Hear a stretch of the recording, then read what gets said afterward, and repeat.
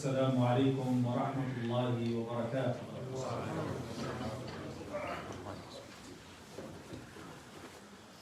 الله أكبر الله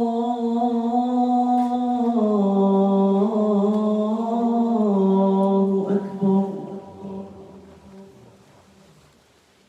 الله أكبر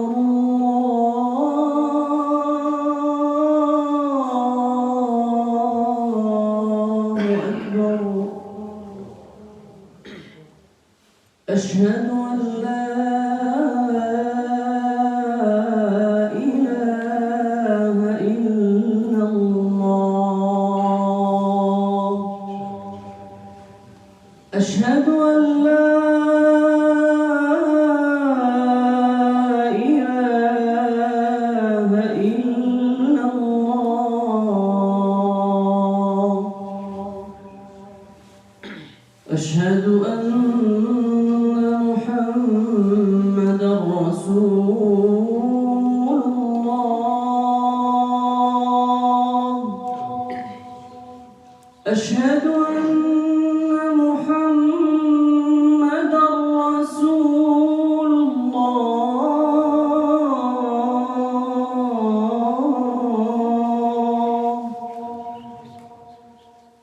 حي على الصلاة.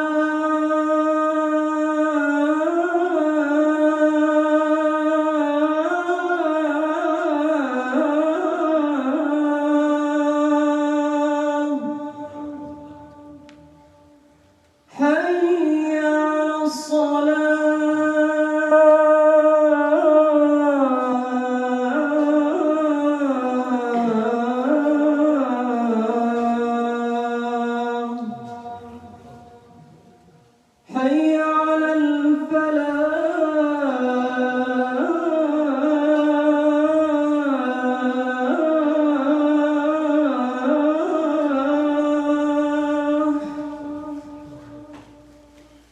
حي على الفلاح.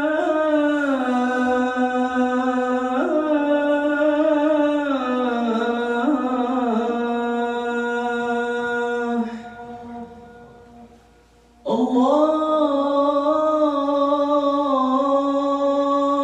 أكبر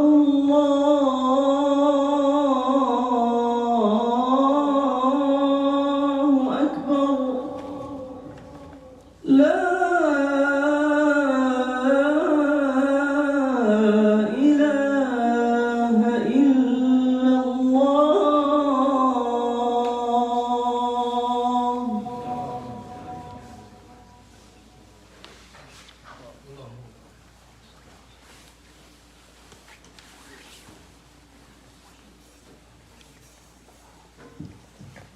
إن الحمد لله نحمده ونستعينه ونستغفره ونؤمن به ونتوكل عليه ونعوذ بالله من شرور أنفسنا ومن سيئات أعمالنا. من يهده الله فلا مضل له ومن يضلل فلا هادي له. وأشهد أن لا إله إلا الله وحده لا شريك له وأشهد أن سيدنا محمدا عبده ورسوله. يقول الله جل وعلا في كتابه الكريم: يا أيها الذين آمنوا اتقوا الله حق تقاته ولا تموتن إلا وأنتم مسلمون. يا أيها الذين آمنوا اتقوا الله وقولوا قولا سديدا يصلح لكم أعمالكم ويغفر لكم ذنوبكم ومن يطع الله ورسوله فقد فاز فوزا عظيما. أما بعد فإن أصدق الحديث كتاب الله وخير الهدي هدي سيدنا محمد صلى الله عليه وآله وسلم وكل محدثة بدعة وكل بدعة ضلالة وكل ضلالة في النار أعاذنا الله وإياكم منها أجمعين. أما بعد. Dear brothers and sisters, Allah subhanahu wa ta'ala mentions in the Holy Quran many of His ayat, His signs in creation. And in one of these verses, Allah subhanahu wa ta'ala describes marriage as one of his signs.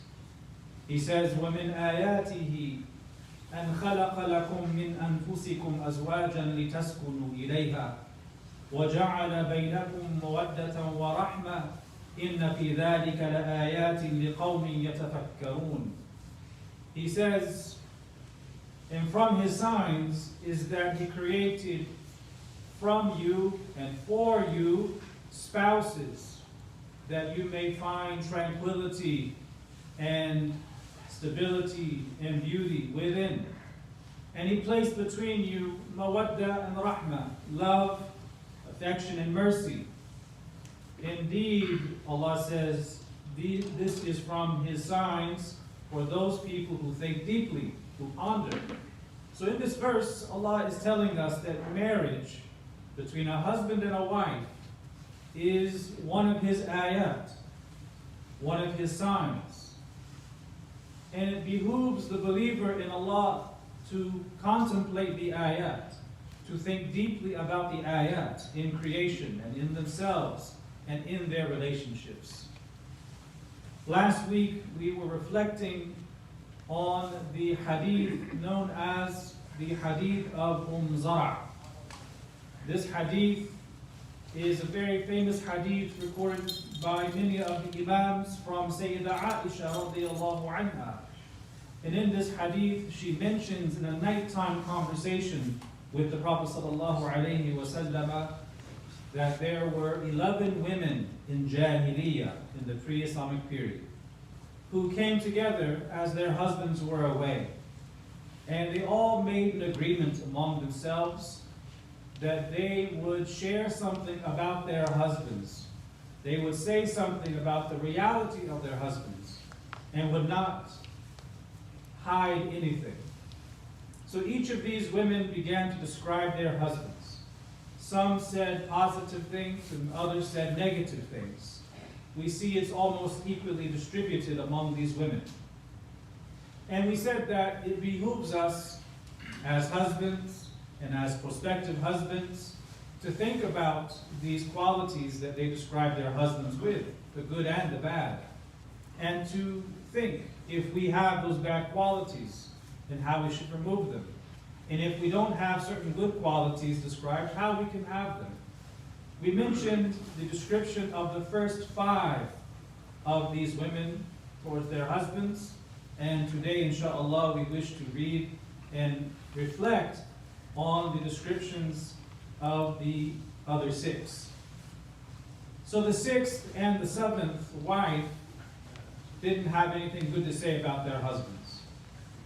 The 6th wife, she said, زوجي إن أكل لف وإن شرب اشتف وإن اضطجع التف ولا يولج الكف ليعلم البث. He says, or she says about him in this very beautiful and eloquent Arabic prose, this rhyming prose. She says, when my husband eats, he gobbles it all up. And when he drinks, he gulps it all down. When he lies down in the bed, he wraps himself up all by himself. And he does not extend his hand to uncover any grief. This is how she describes her husband. This is a negative description. She is saying that her husband is a glutton. All he cares about is his stomach. When he comes home and he eats all the food. And he drinks up all the water. He gobbles it all down and gulps all the water.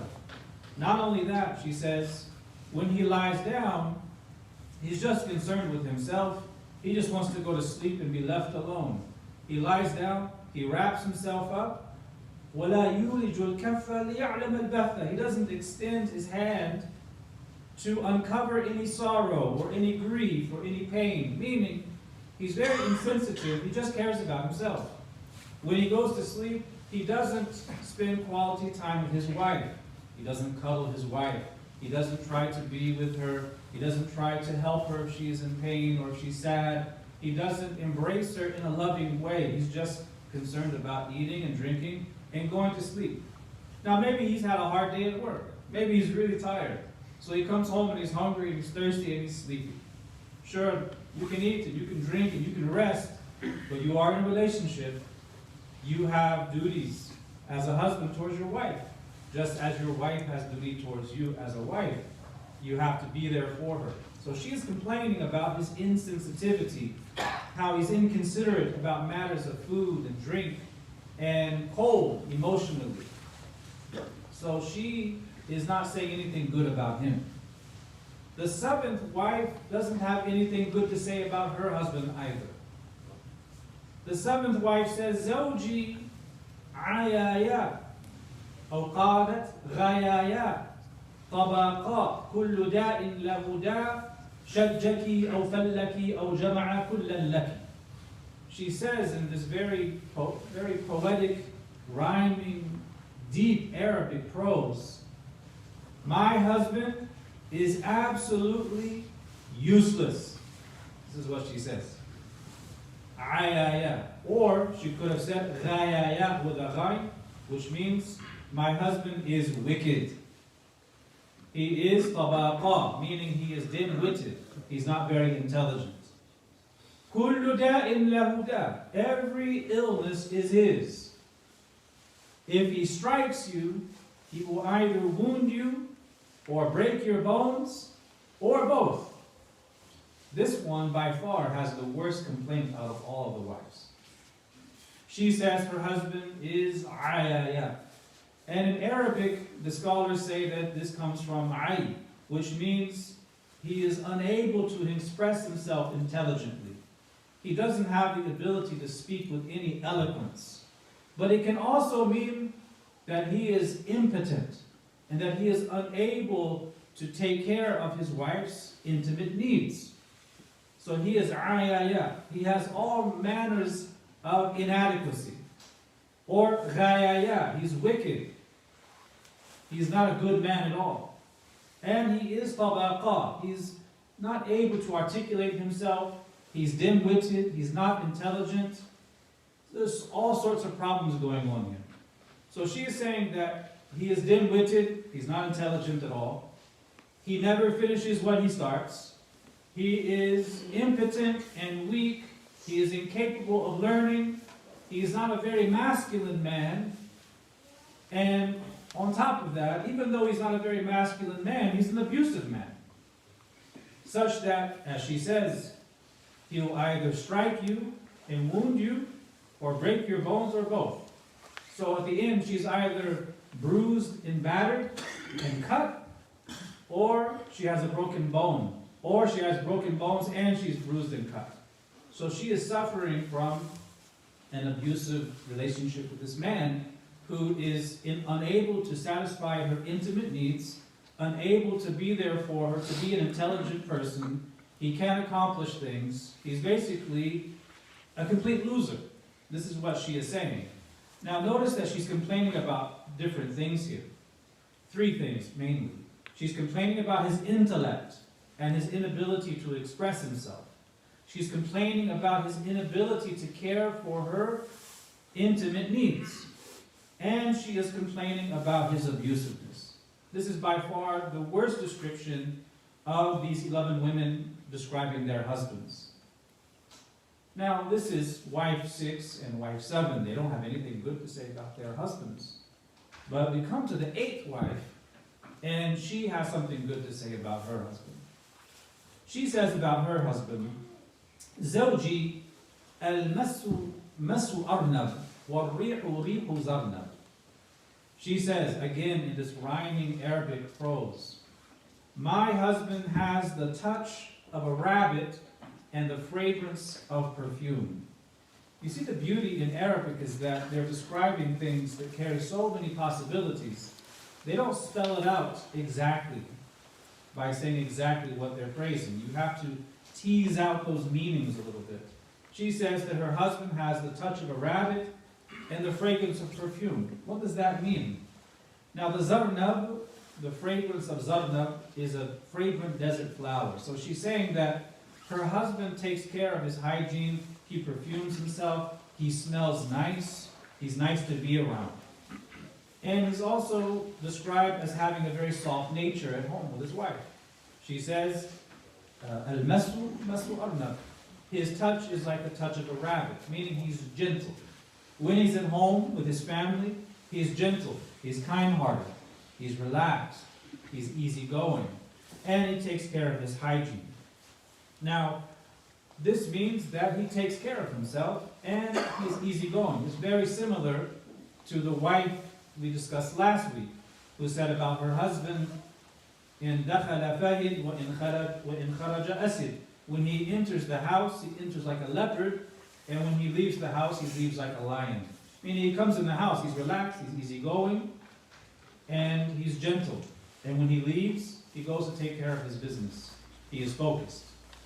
Now, in the Mu'jam of Imam al-Tabarani, there's a hadith from the Prophet ﷺ which speaks about this quality of being easygoing. Not a weak person, not a doormat, but being easygoing with people.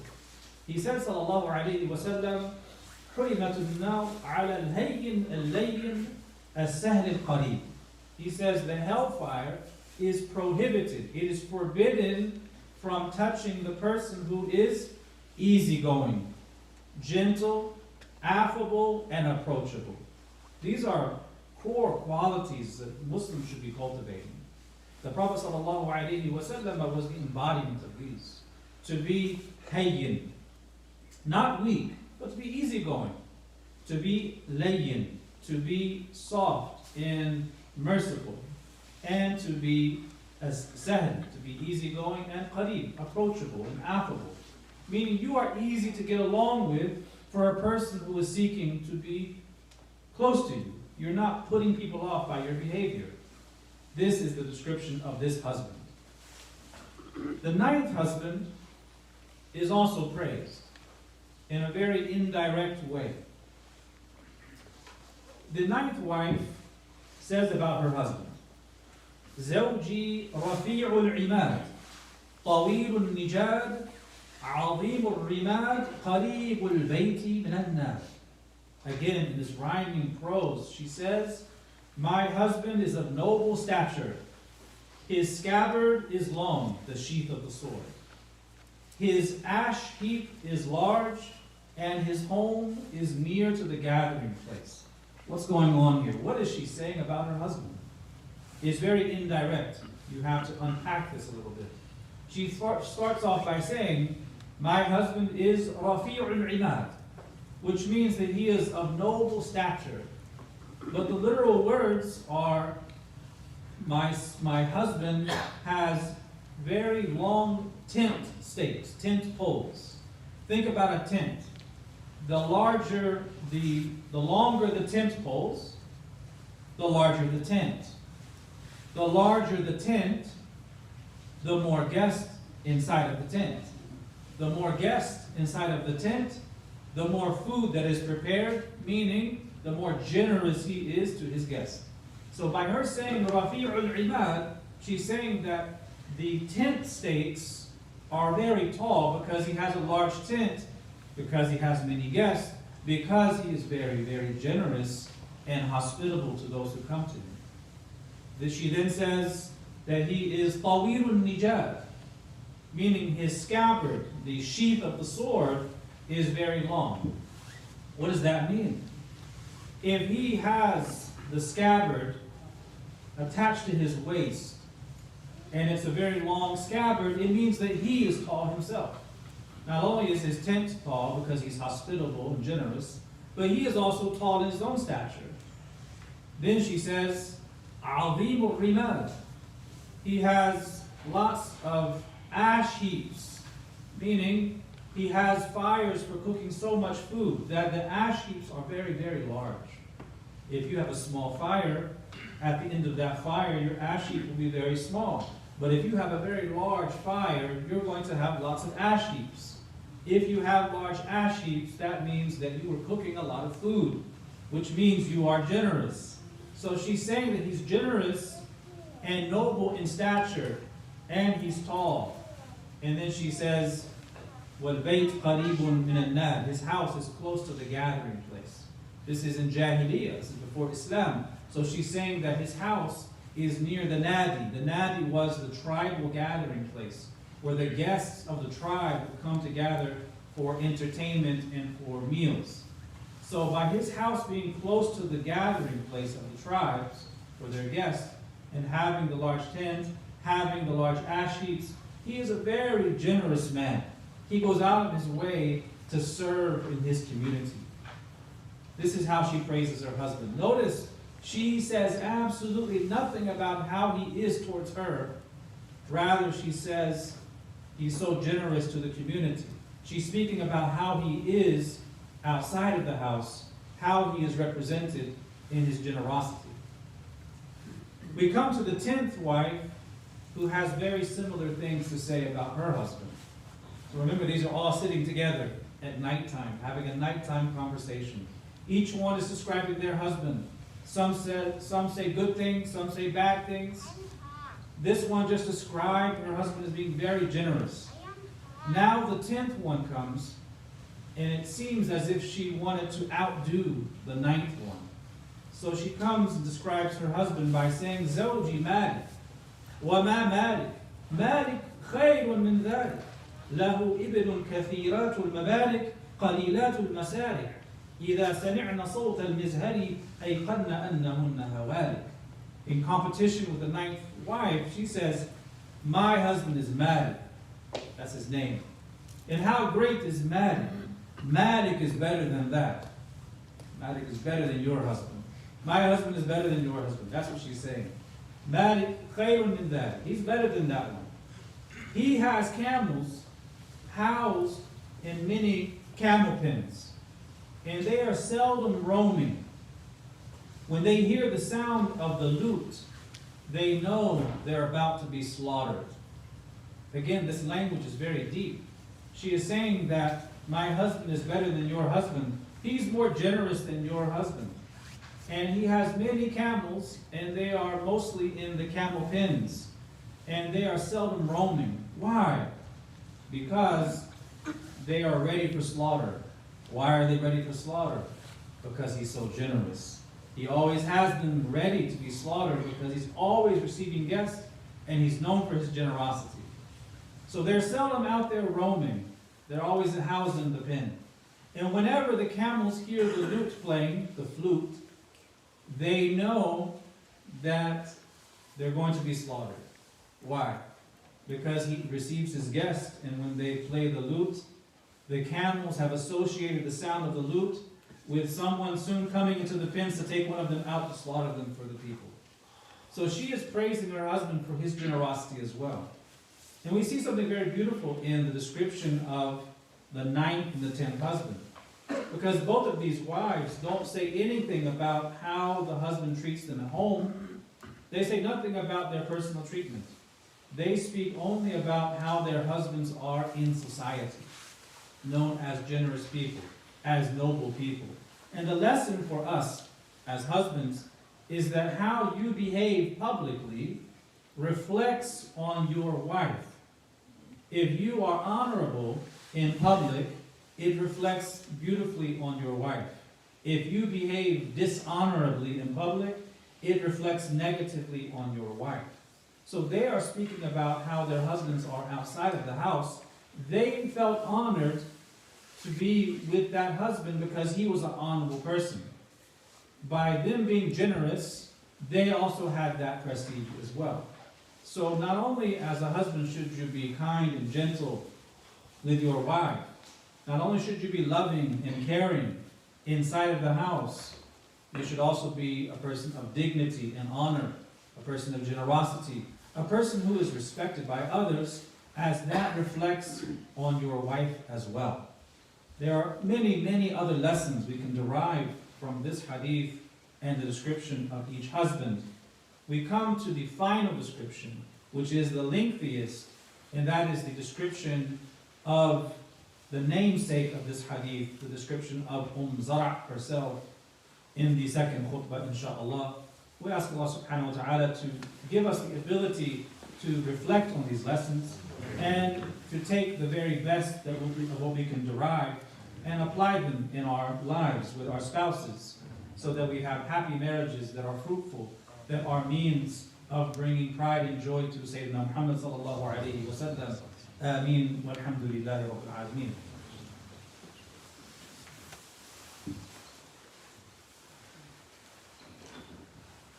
الحمد لله رب العالمين وأفضل الصلاة وأتم التسليم على سيدنا محمد الصادق الأمين وعلى آله وصحبه ومن استنى بسنته إلى يوم الدين وبعد.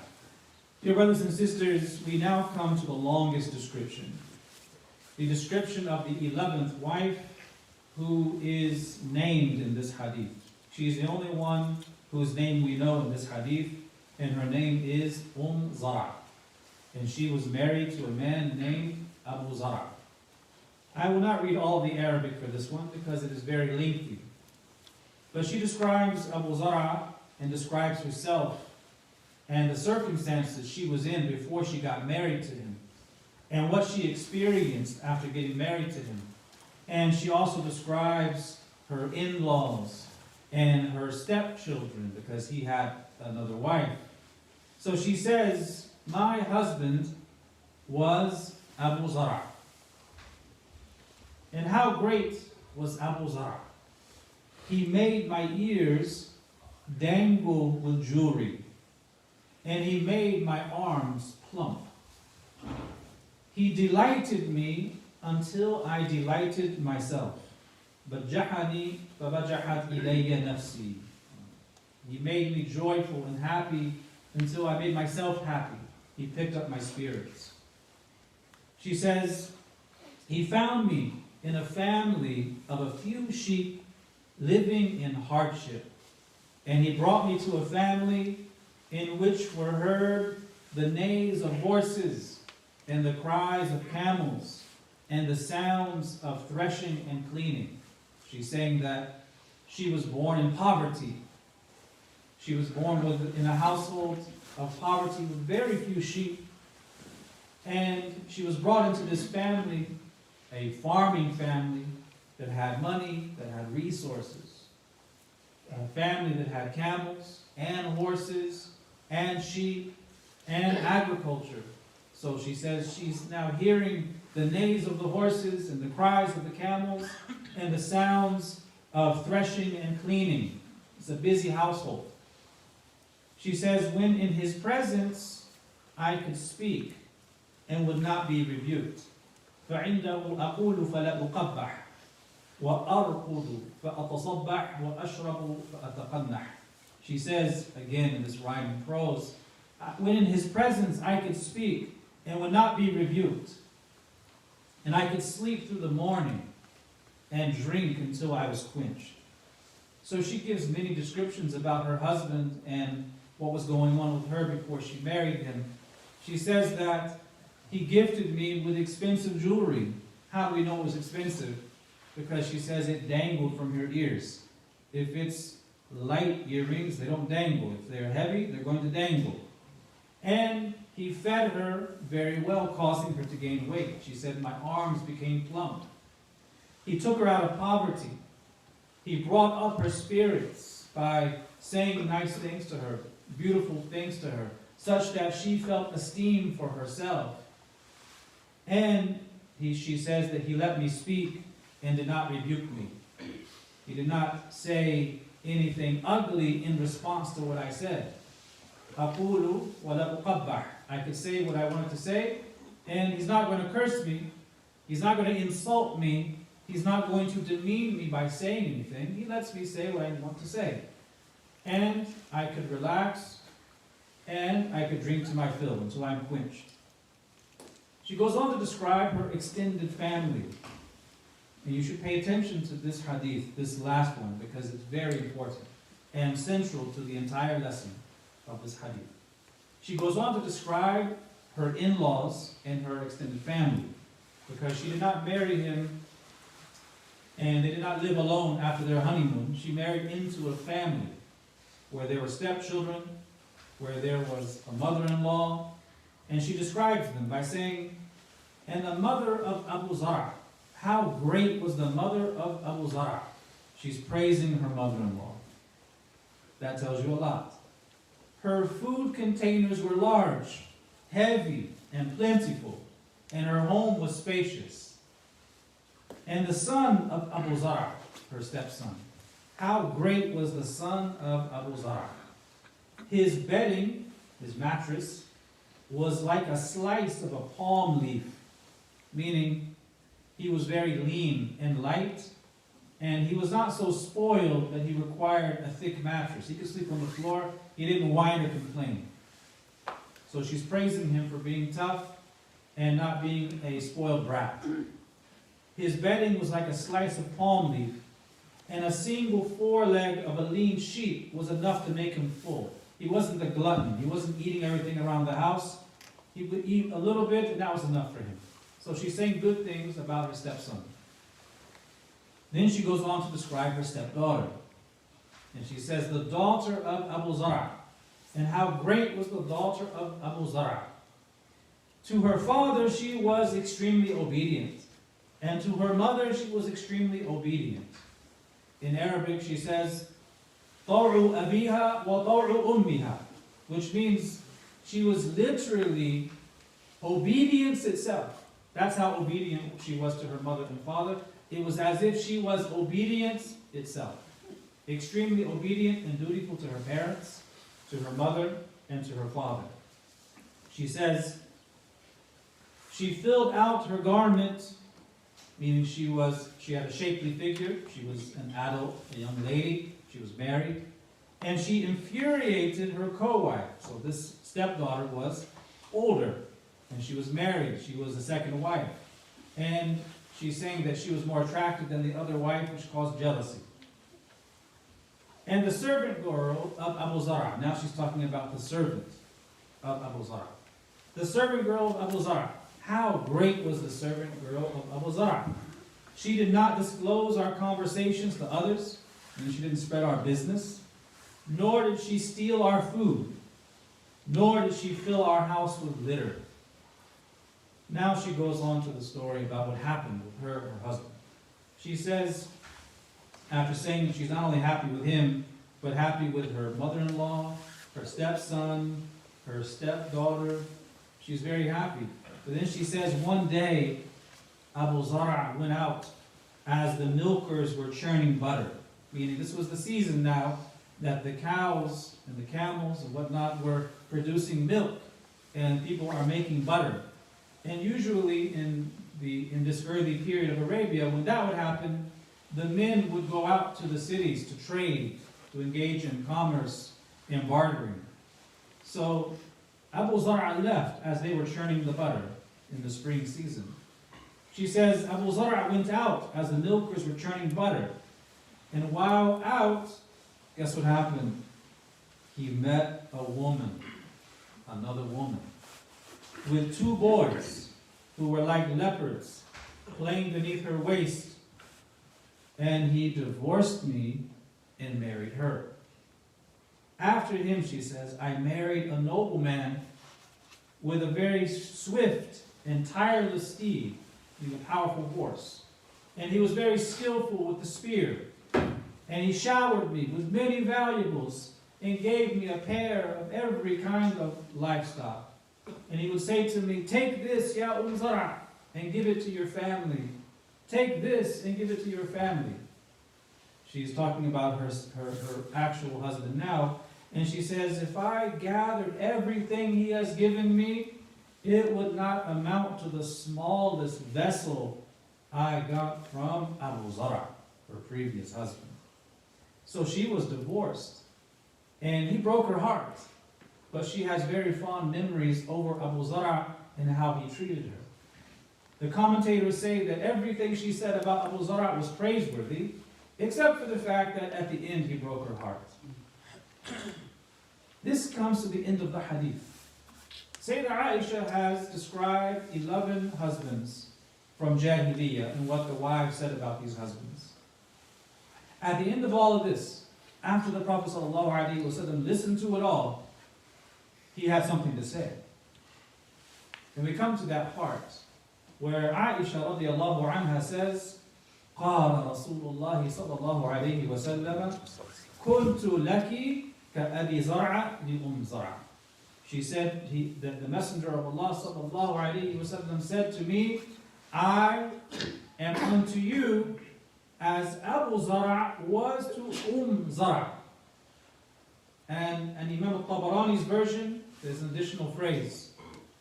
Except that he divorced her, وَلَا أُطَلِّقُكِ, I will not divorce you. So Abu Zara is the best husband out of the bunch. And this is the Hadith of Umm Zara, where it describes all of these husbands and their qualities. If you are a husband and you've heard these 11 descriptions, perhaps you see yourself in some of these, for the good and for the bad. And that's a beautiful thing if you do, because that means you're reflecting on this hadith and the lessons it gives us. If you hear something negative and it resonates, it sounds like something that you have struggled with, it's something for you to work on. And if it's something beautiful that you've heard, that you have already, you should thank Allah for that and ask Allah for an increase. If it's a beautiful quality you've heard in any of these descriptions that you don't have, it's worth trying to work on getting those qualities and expressing them in your family life. Because the family, the husband and the wife, they are the center of the family. It has to be rectified. It has to be improved. If the family unit is healthy, the community is healthy. When the community is healthy, broadly speaking, the ummah becomes healthier as a result. It starts with the relationship of the husband and the wife. And this is not a hadith that is criticizing and attacking husbands. You see that there are equally between the wives those who praise their husbands and those who criticize their husbands. So we take the good and we avoid the bad. We hear the bad qualities and we seek to avoid them. We hear the good qualities, we seek to acquire them or to enhance them if we already have them. And so we ask Allah subhanahu wa ta'ala to bring tranquility and beauty into our marriages. We ask Allah ta'ala to give us every good quality described in this hadith and to remove from us any of the negative qualities that we may have described in this hadith, so that we have beautiful marriages that are pleasing to Allah and a means of joy and boasting for the Prophet ﷺ on the Day of Judgment. Having a marriage that is healthy and beautiful is pleasing to Allah Ta'ala. It is a means of obedience. And we ask Allah Ta'ala to make our marriages means of ta'ah, of obedience to Him, and means of avoiding ma'asiyah, disobedience. Means of drawing near to Allah Subhanahu wa Ta'ala, as Imam Ahmad rahimahullah once said, when his wife passed away, he attended her janazah and immediately wanted to seek another wife.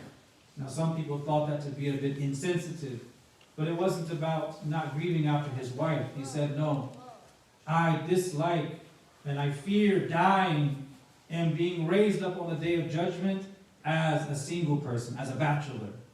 Because having a pious spouse is a means of protecting yourself in this world of fitna. May Allah protect our marriages. And for those who are not married, may Allah give them beautiful, pious spouses. May Allah give the women folk of our community beautiful, pious husbands, good character. May Allah give our young men beautiful, pious wives who assist them in obedience to Allah subhanahu wa ta'ala. Ameen. ربنا آتنا في الدنيا حسنة وفي الآخرة حسنة وقنا عذاب النار. اللهم صل على سيدنا محمد عبدك ورسولك النبي الأمي وعلى آله وصحبه وسلم تسليما كثيرا بقدر عظمة ذاتك في كل وقت وحين. سبحان ربك رب العزة عما يصفون وسلام على المرسلين والحمد لله رب العالمين. وقوموا إلى صلاتكم الحمد لله.